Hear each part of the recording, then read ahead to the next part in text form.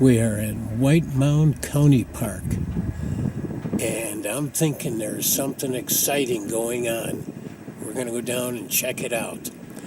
Oh, and by the way, in the video on the Dells Nature Area, it's on the road toward Chula Vista, not Ishnala. That was my mistake. Here we are at the main parking lot, and the exciting stuff going on. Yes, they're burning the prairies and some brush. So the thing about burning prairies, here's why they do it. Back in the old days, the prairies used to just catch on fire all by themselves. But now we put out a lot of fires when they start on their own. But the prairies, in order to stay a prairie with the wonderful prairie grasses, the big blue stem, switchgrass, Indian grass, and all kinds of wildflowers too, coneflowers, bergamot. In order for those things to take over, they burn it. And the burning usually tries to eliminate the invasives. The prairie plants, the native prairie plants, have roots that go way down in the ground, usually much deeper than the invasive plants and the grasses. So the prairies, it clears away shrubs and allows the prairie grasses to grow up and allows the sun to get at them quicker. And so it's very healthy for the prairies. And you don't want trees growing on prairies because then it's not a prairie anymore. If the oak trees grow on a prairie, it becomes an oak savanna. And the habitats are really, really important because certain things only grow on prairies and live on prairies. They don't live in forests. They don't live in just grassland. They live in the prairies. And so they do the burns on a day that's not too windy. And so they want to be careful about where the smoke goes. Oh, it's a whole science about burning prairies. And it's great to see this at White Mound. White Mound does have a beautiful lake, and it's relatively clear. So it's a nice lake for fishing. There's turtles here, and we've even seen soft-shell turtles, mostly painted, but we have found a soft-shell turtle here. And then there are lots of water snakes, too. And you might think, oh, that's scary, I don't want to go here. Don't do that. They don't want to be around you, so don't worry about that. If they see you, they swim underwater and get away. They don't want to be around. And just by the way, this is a new building out here at White Mound, and it's beautiful. And it just has been erected this last year. And it's just a great inside, a nice room for having groups to eat or have a meeting. Where the old building used to be, it's not anymore. It's just been taken away, cleared away. Oh, here we have a great prairie flower. Oh, no, it's not a flower right now. Well, wait, yes, a flower's a flower. It's just not in bloom right now. This is called bergamot. And if you look closely, it looks like little tubes in there. All right, now watch what I'm going to do. I'm going to take it and squish it and rub it hard. All right. Then I'm going to smell it. Oh, you couldn't see me smell it. It has a great smell, though. And it's a pretty flower in the summertime. And here is just this big patch of it. It's got a unique petals too in the summertime. Very nice prairie flower. We're going up into the hills here because we've talked about names of things like bloodroot. There's a good reason for that. And other names, just how do things get names? White Mound, you're going to find out, has a reason for its name. And I'll be showing it to you as we climb up this hillside. It's close to 50 degrees today, so I'm hoping we might see some bugs flying.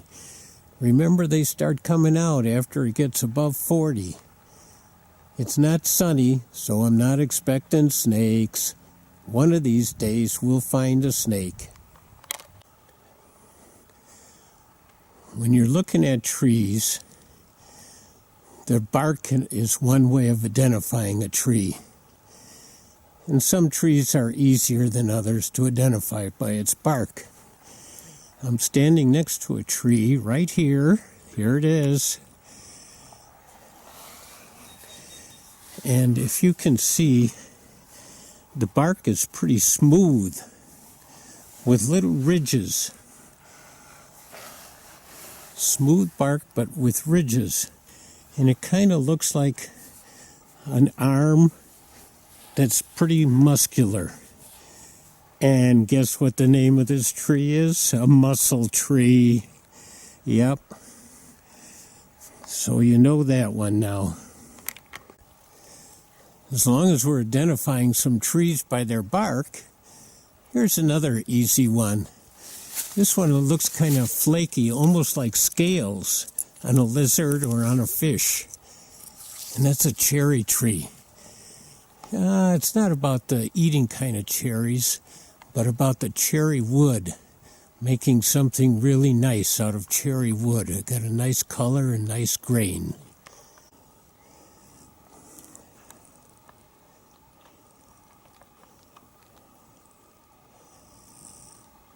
All right, another tree. I'm showing you lots of trees, giving you information about trees. All right, now I want you to use your imagination. This is going to be an untruth, but for a fantasy story. So see this big opening in a tree with the healing along the edges? You've seen buck rubs. Old buck rubs. An old buck rub is usually on a smaller, much smaller tree, closer to the ground, and it heals like this. So this tree is huge compared to where the buck rubs usually are. And they say the bigger the tree, the bigger the buck. So with the size of this tree, that buck, not a bug, would have to be immense. And here's the part of the story. Let's pretend this was a huge buck, about the size of a brontosaurus, a dinosaur buck, and he rubbed on this tree 500 years ago, maybe 5,000 years ago, maybe 10,000 years ago. And back in those days, they were full of those huge buck dinosaurs. Doesn't it sound like the good makings of a good story? Okay, you take it from there. Draw pictures, write the story about the prehistoric bucks doing their buck rubs. Just a view of the trail we're walking on. Getting to the idea of why White Mound is called White Mound. We're getting closer. We've got a sign, Lime Kiln. A kiln is a kind of a furnace. And lime refers to the kind of stone that's around here, limestone. And limestone is made from ancient, millions of years ago, millions and millions of years ago, bones from the fish in the ocean, and the shells, the clam shells, all kinds of shells, the seashells. It all falls to the bottom of the ocean, accumulates over millions of years, and then becomes limestone. It's hard to imagine, but sometimes if you go along Lake Michigan or one of the other Great Lakes, you'll find zebra mussel shells all over the edges, and they're maybe a foot deep. And that's happened only within the last maybe 50, 60, 70 years. And so this is shells and bones over millions of years. Here we have a fenced-in area. What it's fenced in is a reproduced lime kiln. And we've got a sign here about it. They were built in the middle 1800s.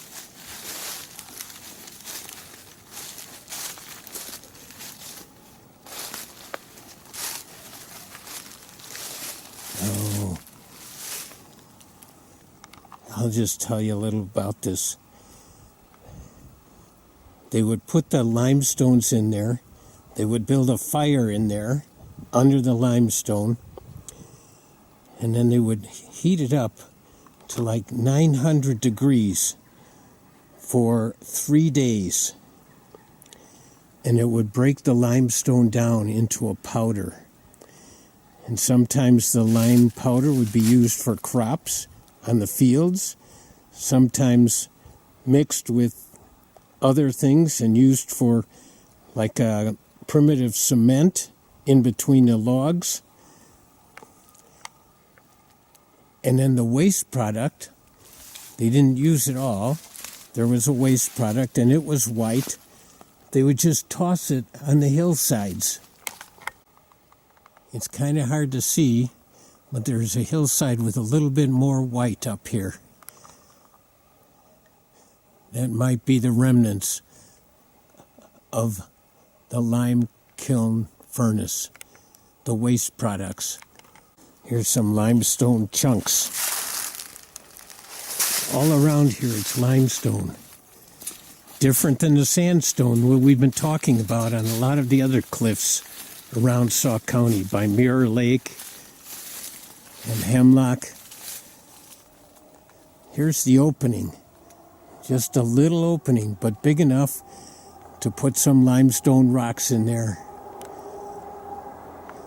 And that's what they would do. They'd have kids bring the rocks. Yeah, kids, 12-year-olds, 10-year-olds, 14-year-olds, carrying the rocks. Everybody had to help out. Then they would get the fire going. And that's how White Mound got its name.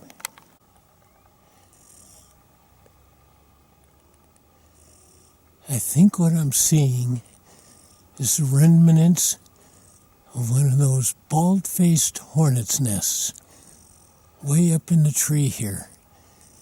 And what made me look up there is what I saw on the ground here.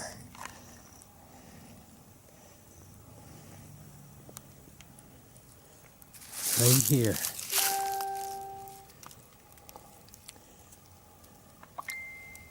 This is remnants of the bald-faced hornet's nest. Now they build those nests up in a tree in one season. The worker hornets go around and chew on wood, chew on signs, chew on bark, come back and spit it out and make the nest. This is all made with their spit. And then there's a queen in there. And they bring food for her. And they have one season there. And they raise their whole colony, or whatever it's called. I'm not sure what it's called. And then at the end of the season, all the boys die. And the girls go under logs around here. And then they become queens. Every girl's dream. They become the queens. They skip the princess segment.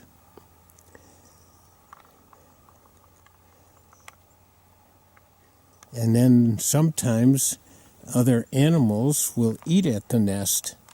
See if there's maybe some dead bees, hornets, or some honey or some whatever might be in there that might be tasty. White Mound Lake is a man-made lake. They built a dam, and there's a creek that flows into it,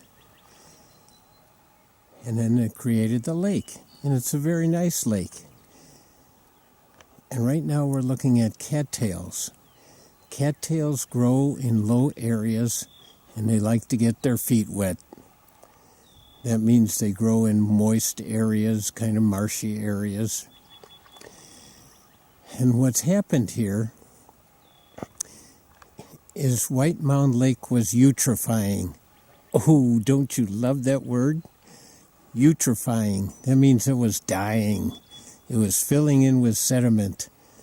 The weeds in there were dying, and sediment was washing in from the rains along in the creek and just making a mess on the bottom of the lake.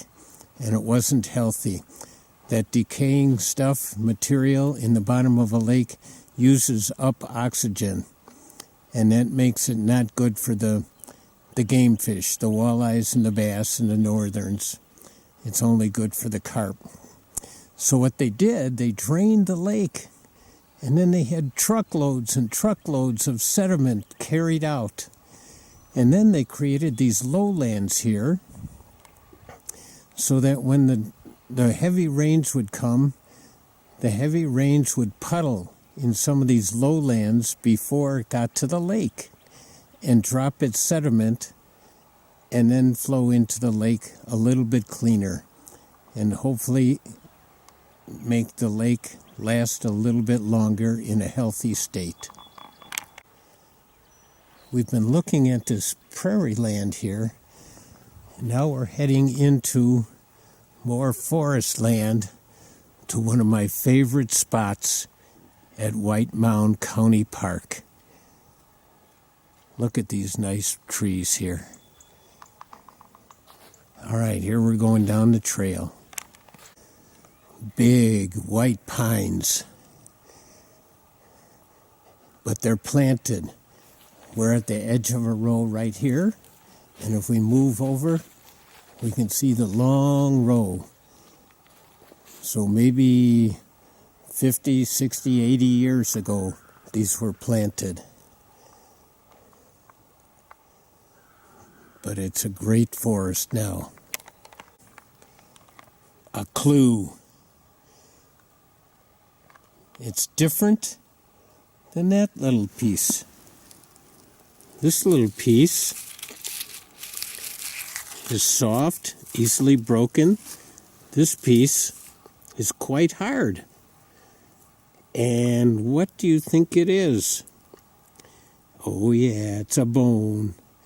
What part of the body of an animal do you think this came from with that kind of a curve?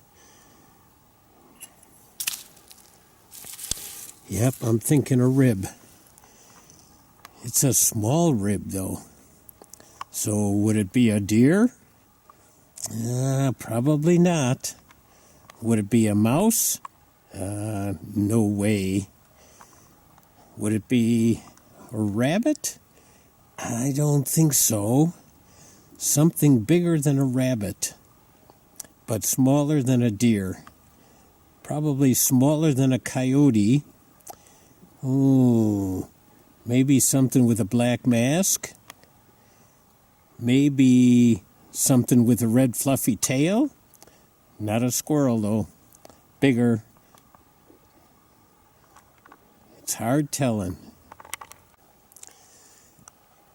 I know I've been talking a lot about trees, but I could not resist this one now. We got to use our imagination, okay? This is not for real. It's about story making up. Look at this big branch. It looks like the head of a big snake. Okay, I'm obsessed with snakes too, but I haven't seen any yet, so I have to pretend. Look at this guy. I just hope he doesn't turn this way and come slithering down here. Oh, what a story that would make, huh? Okay, it wasn't real now. Okay, you guys, you know I'm using my imagination.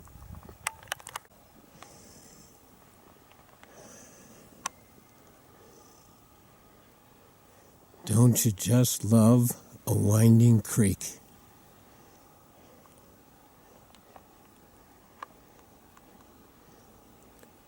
Winding through the woods.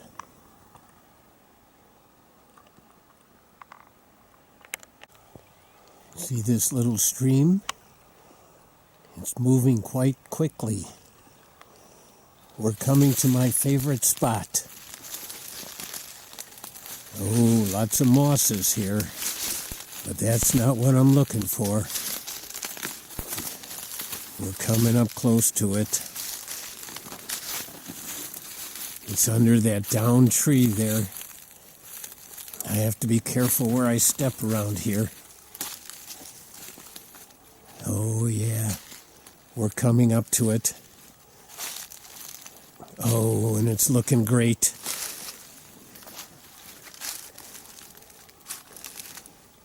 Here it is.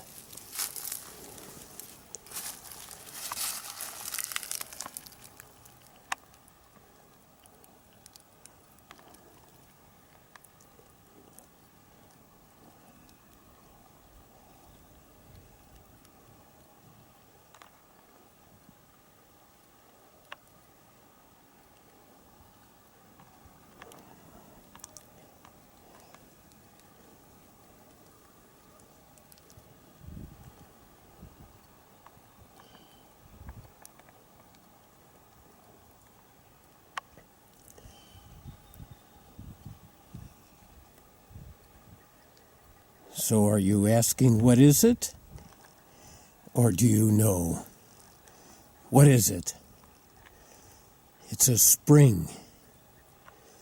That means the water is coming up from underground. You've all heard of groundwater. Well, sometimes the groundwater comes up above the ground.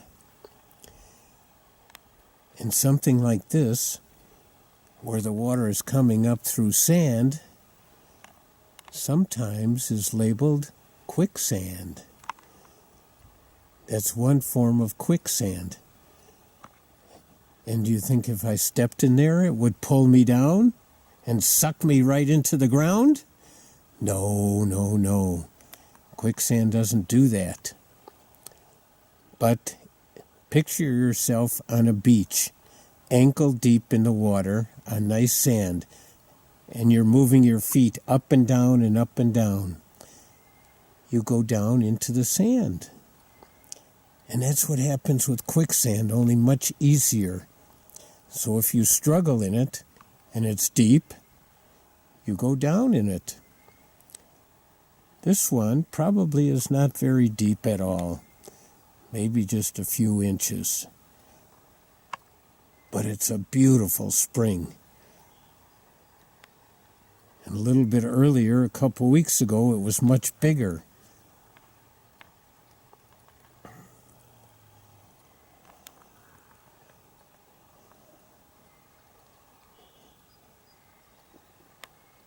Look at that bubbling.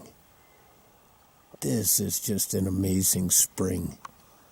One of my favorite spots.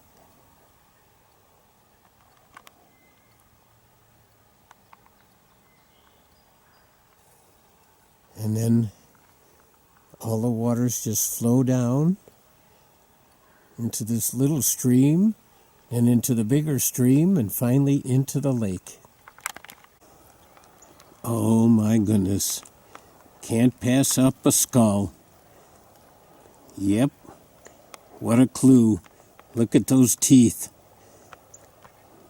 Does this guy eat plants or meat? What do you think with those teeth? Yeah, those are meat eater teeth. plants. Kind of a small skull. I'm going to put my hand near it. I'm not going to touch it. What do you think? And here's the skin. Big mouse? No, of course not. A bear? Of course not. A deer with teeth like that? No, no, no. Okay. Let's see what color fur it has. Is it a rabbit? No, not with teeth like that. Oh, let's see. He's got a tail over there. Where's the tail? Oh, there. I think that's the tail.